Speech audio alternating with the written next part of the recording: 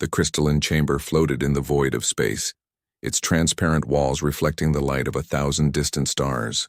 Inside, representatives from 847 species gathered in a massive circular arena. Some stood on legs, others floated in specialized atmosphere bubbles, and a few existed as pure energy contained within magnetic fields. At the center of it all stood Captain Daiho, the sole human representative to the Galactic Council. He wore his uniform with quiet dignity, the dark blue fabric pressed and perfect despite the weight of what was coming. Beside him, Ambassador Hyejin maintained her composure, her hands clasped behind her back as she surveyed the assembled aliens with calm eyes. They both knew what the vote would be. They had known for weeks. Council Prime Velthar spread his massive wings, the feathers shimmering with bioluminescent patterns that signaled his authority. The avian leader had ruled the council for 3 centuries, and his word carried the weight of law across 1,000 worlds. His golden eyes fixed on Daiho with what might have been pity or perhaps contempt. "The matter before this council is clear," Velthar announced. His voice translated into 800 different languages simultaneously. Humanity has advanced too quickly. In merely 2 centuries, they have achieved what most species require 10,000 years to accomplish. They have developed weapons we deemed impossible. They have conquered their own system with frightening efficiency. And now they reach for the stars with ambitions that threaten the stability of our entire civilization. Murmurs of agreement rippled through the chamber. Daiho could see the fear in their eyes, could feel the hatred radiating from species who viewed humanity as upstarts and savages. He had spent 5 years trying to convince them otherwise.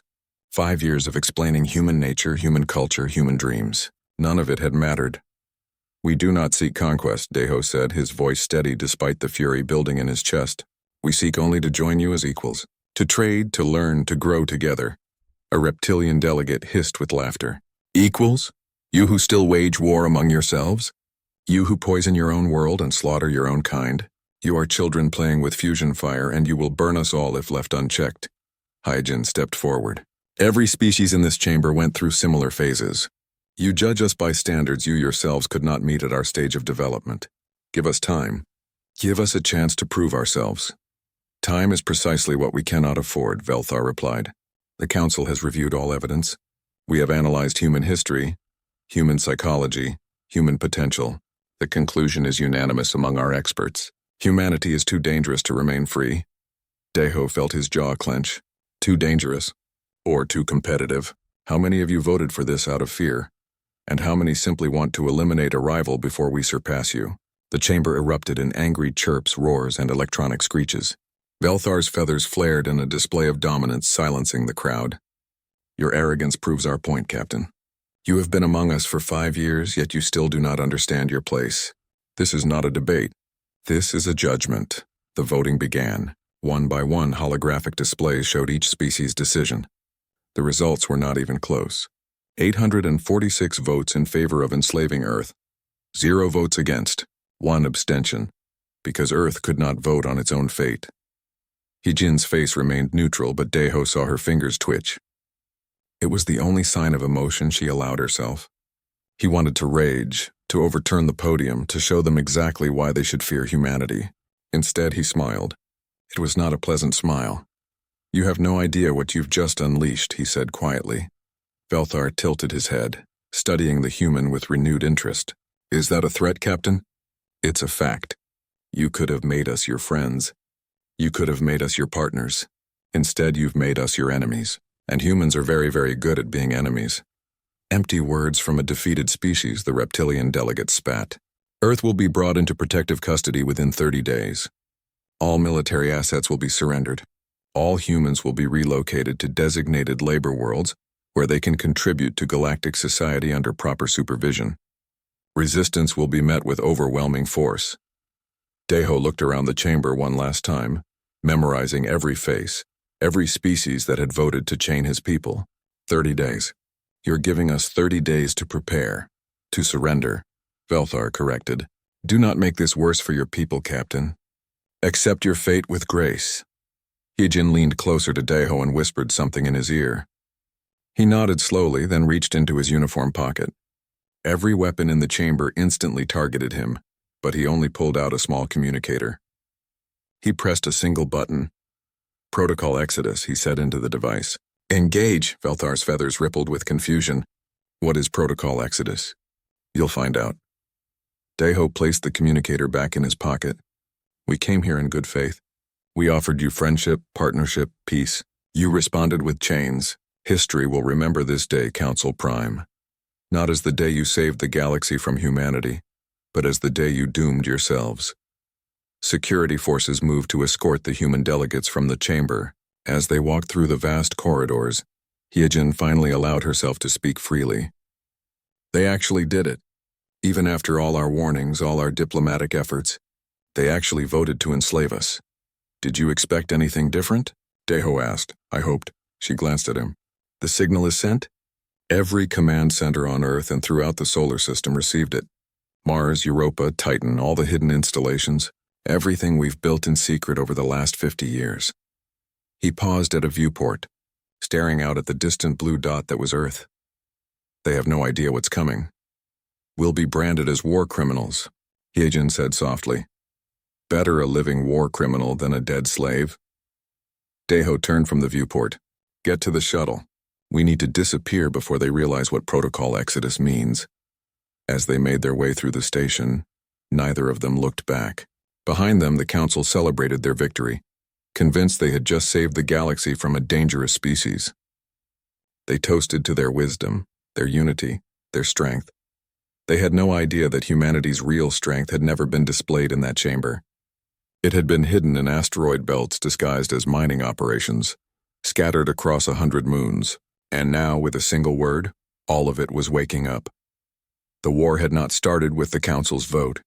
It had started 50 years ago, when humanity first reached the stars and realized they might not be welcome. Everything since then had been preparation. Now the preparation was over. Now came the reckoning. The Galactic Enforcement Fleet emerged from faster-than-light travel at the edge of Earth's solar system. 3,000 warships representing 200 different species, all united in their mission to bring humanity to heel. Enforcer General Krathis stood on the bridge of his flagship, his scales gleaming under the artificial lights as he studied the small blue planet ahead. Pathetic, he muttered. One world, barely exploring its own system, and they thought they could stand among us as equals. His second in command, a floating jellyfish-like creature, pulsed with agreement. Scanners show their military fleet is holding position near their moon. No aggressive moves. Perhaps they will surrender without resistance. Of course they will. Krathis bared his teeth in what his species considered a smile. Humans are cowards at heart. All their bravado in the council chamber was just for show. Now that they see real power, they'll kneel like the primitives they are. Admiral Minho watched the approaching fleet from Earth's primary defense station. His face was weathered from years of service, and his eyes carried the weight of impossible decisions. Around him, his command staff waited in tense silence. Sir, they're hailing us, his communications officer reported. Put them through. Krathis's reptilian face filled the main screen. I am Enforcer General Krathis of the Galactic Council Fleet. You have 30 minutes to power down all weapons and prepare for boarding. Any resistance will result in the immediate destruction of your vessels and orbital bombardments of your military installations. Minho stood slowly, straightening his uniform. Enforcer General, on behalf of Earth's government, I acknowledge your authority. We are powering down weapons now. The command staff stared at him in shock, but Minho kept his eyes fixed on the screen. Krathis looked surprised, then pleased. A wise decision, Admiral. Your species will be treated fairly under Council supervision. Prepare to receive our diplomatic vessels. The transmission ended. In the sudden silence, Minho's executive officer found her voice. Sir, we're really surrendering? Follow my orders, Commander. Minho turned to face his staff. Power down all registered military vessels. Open communications to all civilian channels. Broadcast our compliance to the entire fleet. As the orders went out, Earth's visible military began shutting down. Warships went dark. Defensive platforms deactivated. Millions of humans watched their screens in horror as their defenders seemingly gave up without firing a single shot. Krathis watched with satisfaction as the human fleet surrendered. Begin landing operations. I want processing centers established on every continent within 12 hours. We'll start with the military personnel, then move to scientists and engineers. The rest can be sorted at our leisure. The invasion began peacefully, almost gently. Council ships descended on every major city, and humans were herded into massive processing centers. Families were separated, scientists were identified and isolated. Military personnel were stripped of rank and uniform. Within 3 days, over 1 billion humans had been cataloged and prepared for transport to labor worlds across the galaxy. Krathus broadcast his victory to the entire council. Humanity has fallen without resistance. Let this be a lesson to any species that thinks itself above the natural order. The council's wisdom prevails. Celebrations erupted across 1,000 worlds. The dangerous humans had been contained. The galaxy was safe. But in the asteroid belt between Mars and Jupiter, in the ice caves of Europa, in the methane storms of Titan, and in countless hidden installations throughout the solar system, something else was happening. Dr. Sujin stood in a laboratory buried 3 kilometers beneath the surface of Mars. Around her, scientists worked frantically at their stations, activating systems that had been dormant for decades. She was young for such responsibility, barely 40, but her mind had produced weapons that made even her colleagues nervous. Project Prometheus is fully operational, she reported to the screen in front of her. All systems green. Awaiting final authorization. On the screen, Diho nodded. He was aboard a stealth ship, one of hundreds that had launched from hidden bays the moment Protocol Exodus was activated. Authorization granted, Doctor. Show them what humans can do when we're properly motivated. Sujin smiled, though there was no joy in it. With pleasure. In orbit around Neptune, disguised as ice mining platforms, weapon arrays began to activate. In the Kuiper Belt, massive railguns emerged from what had appeared to be simple research stations. Throughout the solar system, the real human military was waking up. And beyond the solar system, something even more significant was happening. Jiho commanded a ship that officially didn't exist, traveling through a region of space the Council had mapped as empty.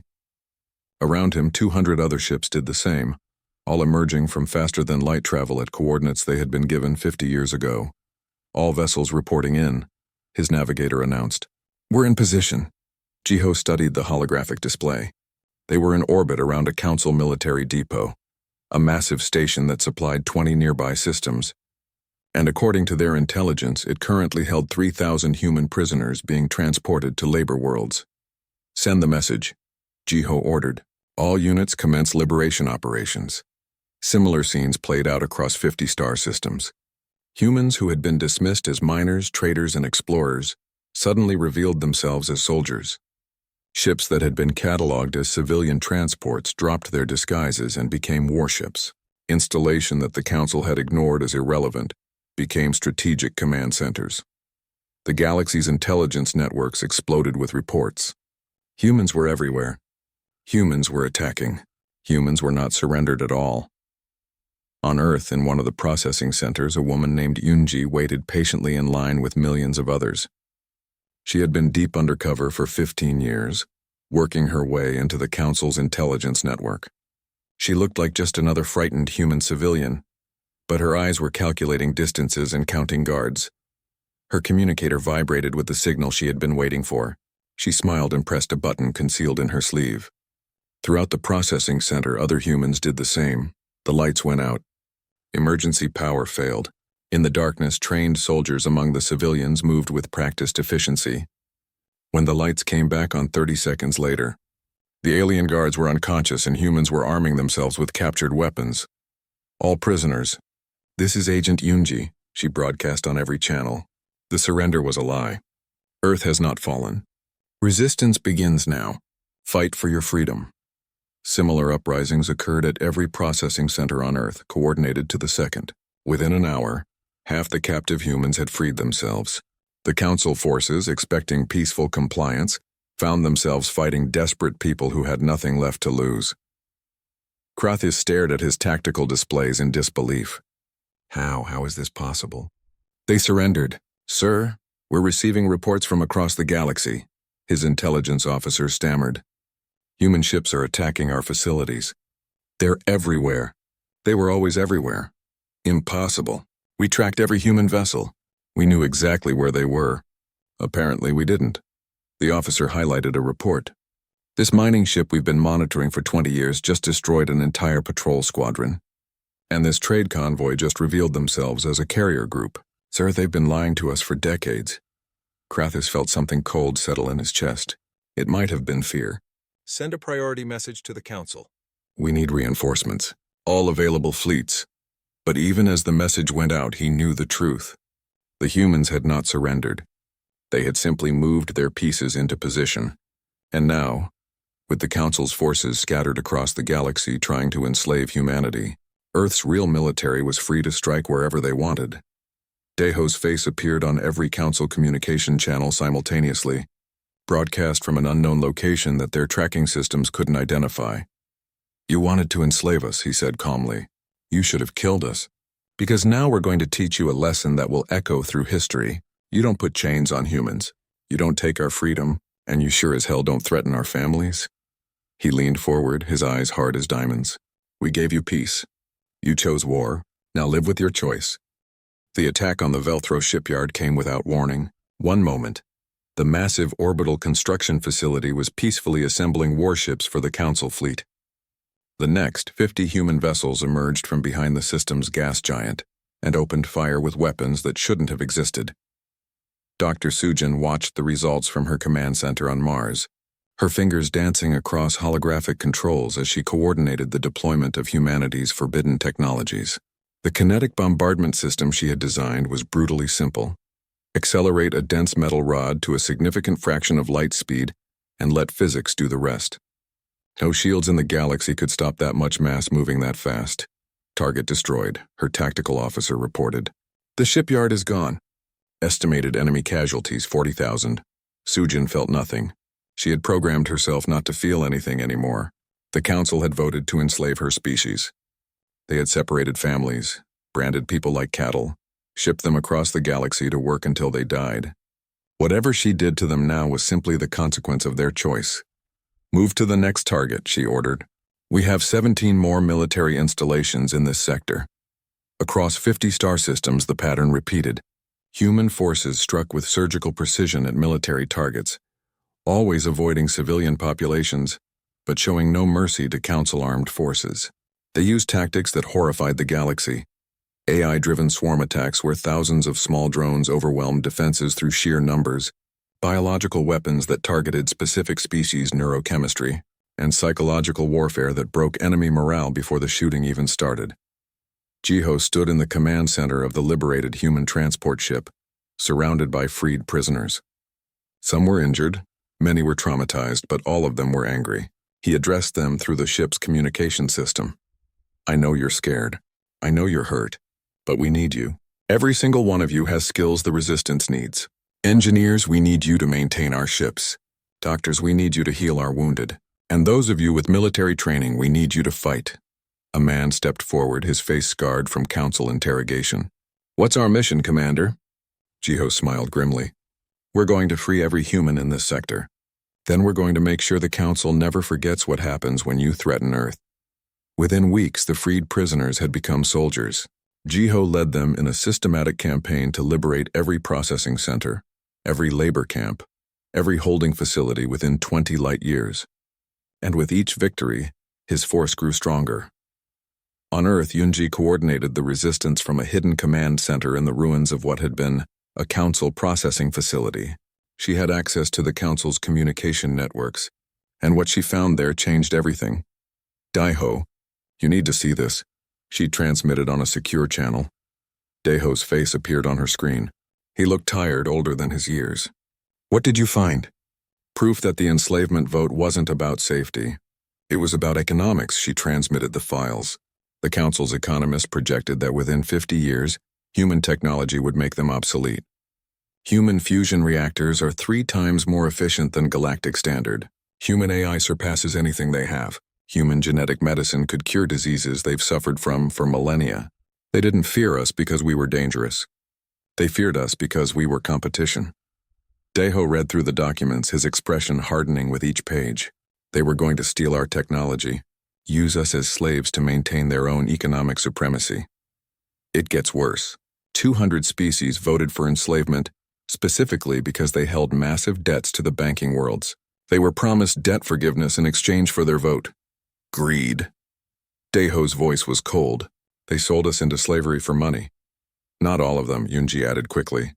I'm finding dissenting voices. Species that voted yes because they were threatened or blackmailed. Some didn't want to enslave us, but they were afraid of being enslaved themselves if they said no. Tejo considered this. Release everything you found. Broadcast it on every channel, every frequency. Let the galaxy see what their precious council really is. Within hours, the leaked documents spread across 1,000 worlds. Public opinion fractured. Protests erupted on council worlds. Some species demanded their representatives resign. Others doubled down, insisting the enslavement was necessary regardless of the economic motivations. The council itself began to splinter. 200 species refused to commit more forces to the war effort.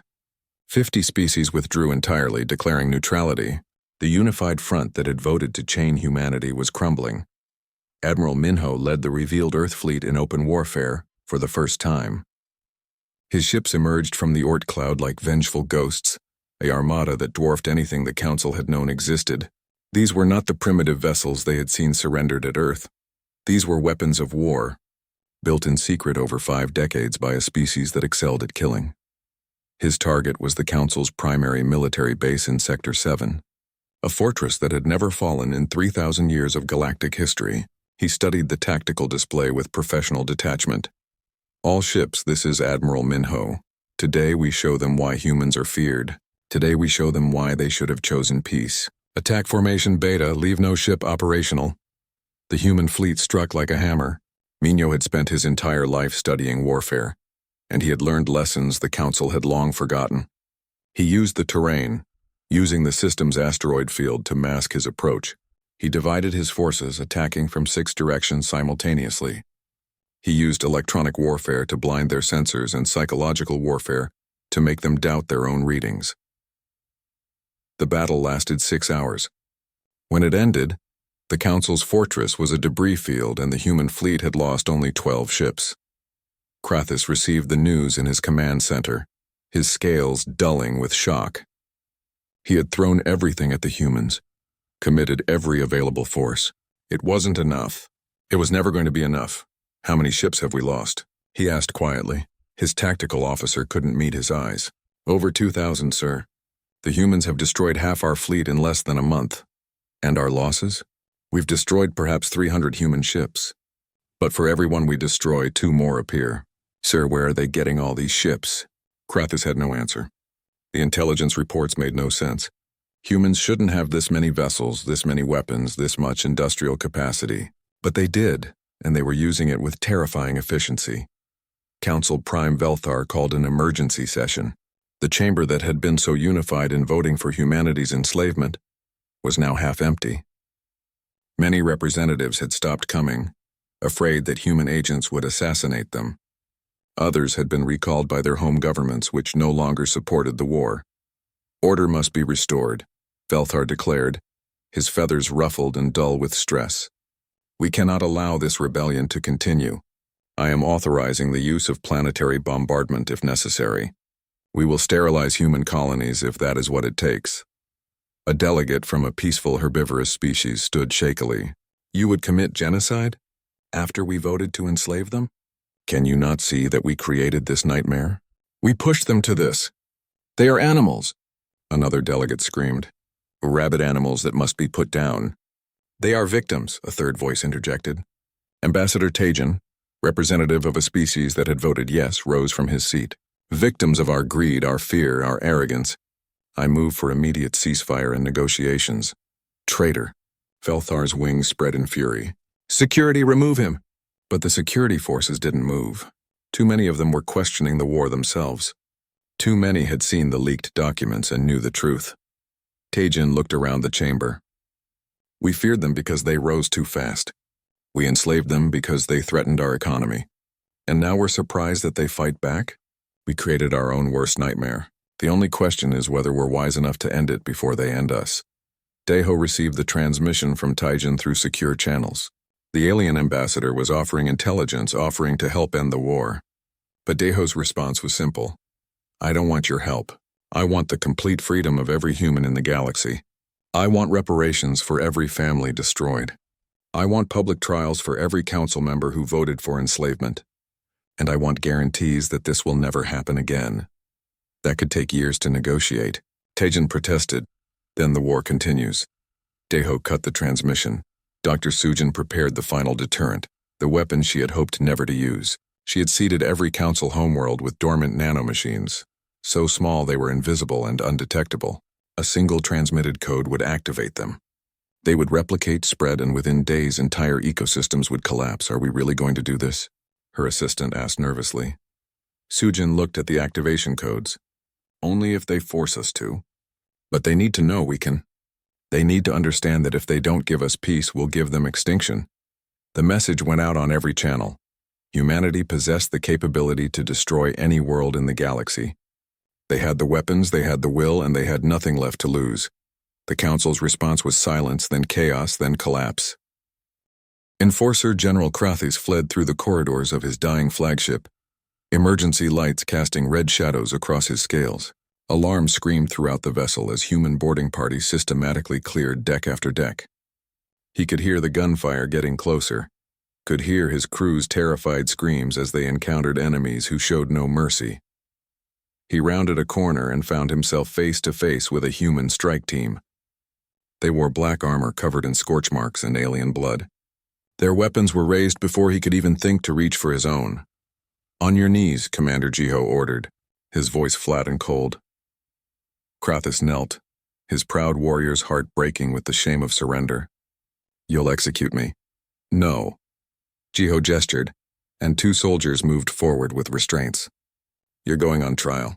Every species in the galaxy is going to watch as we present evidence of your war crimes. Every family you separated, every human you enslaved, every prisoner who died in your camps. They're all going to hear about it." "I was following orders," Krathis hissed.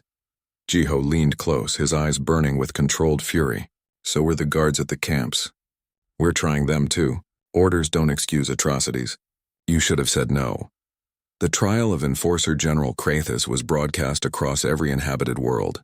Junji had coordinated the evidence gathering, compiling testimony from thousands of freed prisoners. The accounts were horrific. Families torn apart, children separated from parents, elderly and sick left to die in transport ships. Summary executions of anyone who resisted. Krathis sat in the defendant's chair. His scales faded to dull gray. He listened to victim after victim describe what had been done to them under his command. He had stopped trying to defend himself after the first day. When the verdict came, it was unanimous. Guilty on all counts. The sentence? Life imprisonment.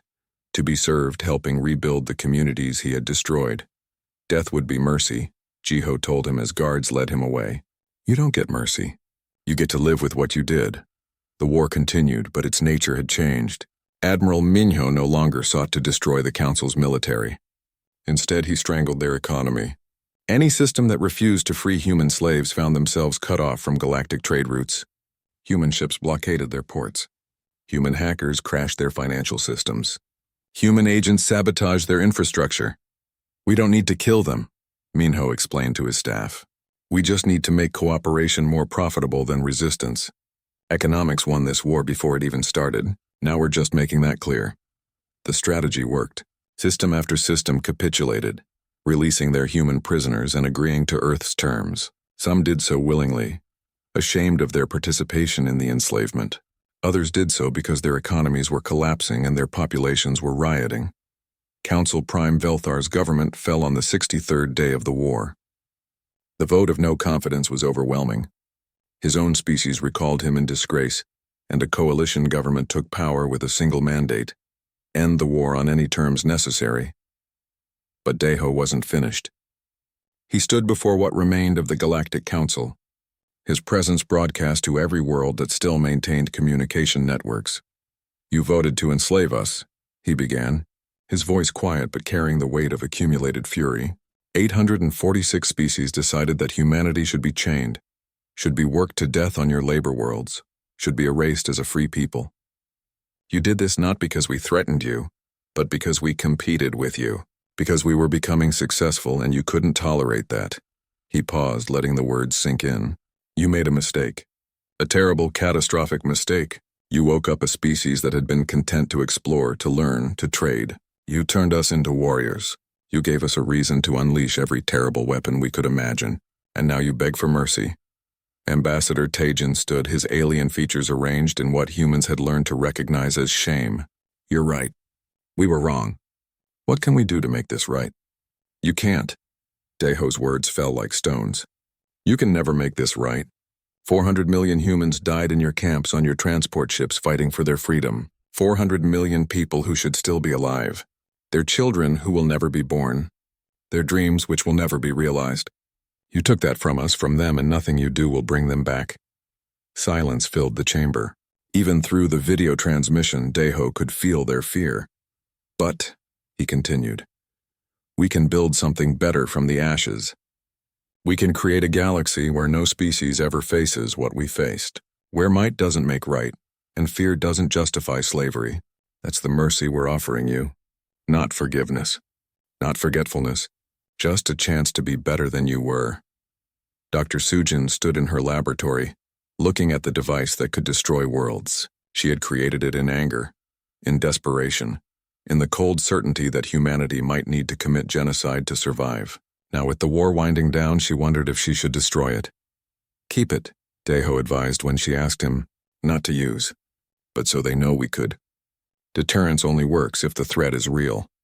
I don't want to be remembered as the person who built this, Sujin said softly. Then be remembered as the person who chose not to use it. Deho's expression softened slightly. We won because we were willing to go further than they were. But winning doesn't mean becoming monsters. It means being strong enough to show mercy when we don't have to. Sujin nodded slowly. I'll secure the codes. Multiple layers of authorization, requiring consensus from Earth's governments. No one person will ever be able to activate it alone. Good. Because humanity needs to be better than what the galaxy thought we were. The Treaty of Sol was negotiated over 6 months. Heejin led the human delegation with the same calm efficiency she had shown in the council chamber years before. But this time the other species listened. They had no choice. The terms were harsh but fair. Every human would be returned to human-controlled space immediately. Reparations would be paid in technology and resources, not money. Council species would provide advanced medical technology, industrial capacity, and scientific knowledge to help humanity rebuild. War criminals would face trial under a joint human-alien court system. And most importantly, the council itself would be reformed. No more voting to enslave species, Heejin stated flatly. No more economic conspiracies to suppress competition. No more might makes right. Either we build a real democracy, or humanity withdraws from galactic civilization entirely and you can all fend for yourselves. The threat was clear. The galaxy needed human technology now. Human fusion reactors were already being licensed across 100 worlds. Human medical advances were saving millions of alien lives. Human industrial techniques had revolutionized manufacturing. They could no longer afford to lose humanity. But some species refused to accept the new order. 200 systems, primarily those that had profited most from the enslavement, rejected the Treaty of Sol. They formed their own bloc, declaring that they would never bow to human demands. Deho's response was simple: exile. Those species were cut off from all human trade, all human technology, all human assistance. Human ships would not visit their worlds. Human knowledge would not be shared with them. They were free to maintain their pride, but they would do so alone. Within a year, their economies had collapsed. Within 2 years, their populations were rioting. Within 3 years, most had sued for readmission to the galactic community on humanity's terms. Minho retired from military service and took on a new role: teacher. He established the Academy of Strategic Studies on Earth's moon, where both human and alien officers learned warfare, diplomacy, and the terrible calculus of when violence was necessary and when it was merely revenge. War is always a failure, he told his first class of students. It means diplomacy failed, communication failed, empathy failed. But sometimes you have to be willing to fight because the alternative is slavery or extinction. The key is knowing the difference between fighting for survival and fighting for pride. An alien student raised a tentacle. How do we know the difference? You ask yourself, am I fighting to protect something or to take something? Am I fighting because I have no choice or because I choose not to seek alternatives? Am I fighting for freedom or for domination? Minho looked around the class. If you can't answer those questions honestly, you have no business leading soldiers into battle. Jiho continued hunting war criminals for years after the main conflict ended. He tracked them across the galaxy, patient and relentless. Some surrendered, some fought. All faced justice eventually, but the work took its toll. He found himself waking in the night, seeing the faces of the people he couldn't save, hearing the screams of prisoners who had died before his forces arrived, remembering the weight of every difficult decision, every calculated sacrifice. "We won," his partner Yunji reminded him one night. "We saved billions of people." "We couldn't save them all," Jiho replied, staring at the stars visible through their apartment window. 400 million dead. That's the number I can't forget. We can't bring them back. We can only make sure their deaths meant something. She took his hand. We can build the galaxy they should have lived to see. 5 years after the vote that nearly destroyed humanity, Captain Daeho stood in the rebuilt Galactic Council chamber. It looked nothing like the old one. That crystalline structure floating in space had been demolished, its pieces scattered as a reminder of what arrogance and fear had wrought. The new chamber sat on Earth's moon, built of human steel and alien materials working in harmony. 600 species had signed the Treaty of Sol, and now sat in this chamber as equals. 200 others remained in exile, deemed too dangerous or too unrepentant to rejoin galactic civilization. It was a smaller galaxy, but perhaps a wiser one. Daeho had been elected Council Prime by unanimous vote. He had tried to refuse, arguing that humanity should not replace one dominant species with another, but Hyejin had convinced him that someone needed to ensure the reforms held, and the galaxy trusted him to be fair. "Trusted me because they're terrified of me," he had said. "No," she had replied. "They trust you because you showed mercy when you didn't have to." Now he stood at the center of the chamber, gaveling the session to order. The first item on the agenda was a petition from one of the exiled species to rejoin the council. They had agreed to all terms, had undergone the required reforms, and had paid their portion of reparations.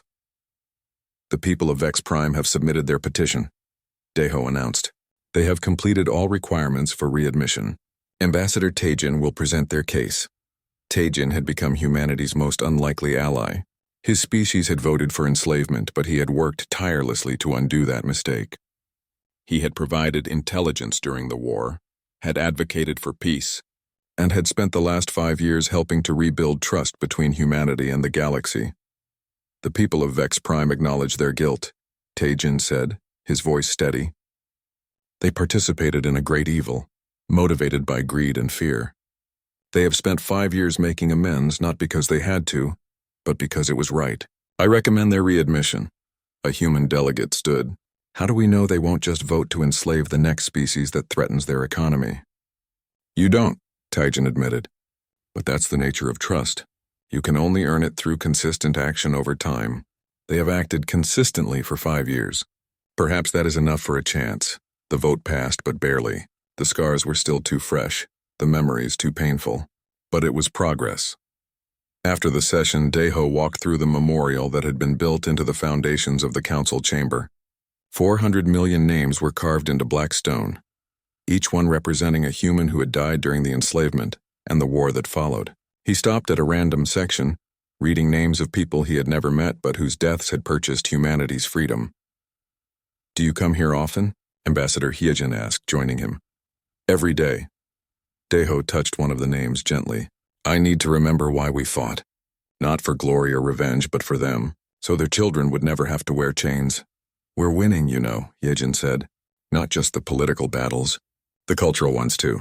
There are human-alien partnerships on hundreds of worlds now, mixed crews on starships, interspecies research teams making discoveries neither could make alone." "The galaxy is changing. Is it enough?" Daeho asked. "Can we ever really move past what happened?" "I don't know," Hyejin admitted. "But we have to try, because the alternative is letting that vote define us forever. We're more than just the species that fought back. We're the species that chose mercy over vengeance." Admiral Minho retired to a small house on Mars, overlooking the canyon where humanity's secret weapons had been built. He spent his days writing, documenting everything that had happened so that future generations would understand both the cost of conflict and the necessity of standing up against tyranny.